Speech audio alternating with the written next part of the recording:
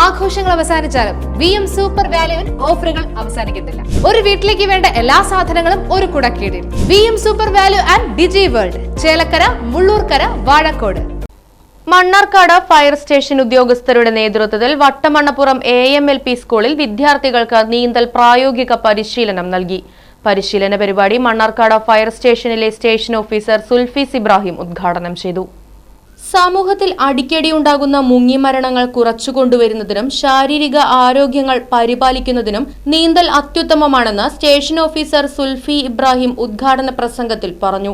പലയിടങ്ങളിലായി ജലാശയ അപകടങ്ങൾ റിപ്പോർട്ട് ചെയ്യുന്ന സാഹചര്യത്തിലായിരുന്നു ഈ വേറിട്ട പ്രവർത്തനം. വിദ്യാലയത്തിലെ നിരവധി വിദ്യാർത്ഥികൾ പരിശീലനത്തിന്റെ ഭാഗമായി. പിലാച്ചോല പുളിയന്തോട് തടയണ വെച്ച് വട്ടവണ്ണപ്പുറം AMLP സ്കൂളിലെ വിദ്യാർത്ഥികൾക്കായിരുന്നു നീന്തൽ പരിശീലനം. PTA പ്രസിഡന്റ് MP നൌഷാദ് പരിപാടിയിൽ അധ്യക്ഷത വഹിച്ചു. വാർഡ് മെമ്പർ ബഷീർ പടുകുണ്ടത്തിൽ മുഖ്യാതിഥിയായി പങ്കെടുത്തു.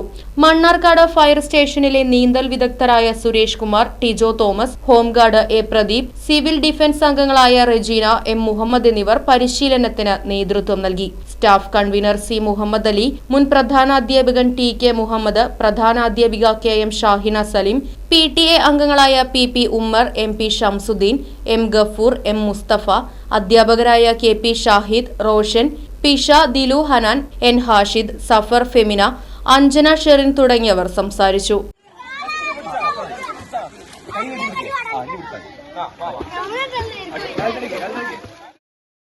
News bureau, Shoranur.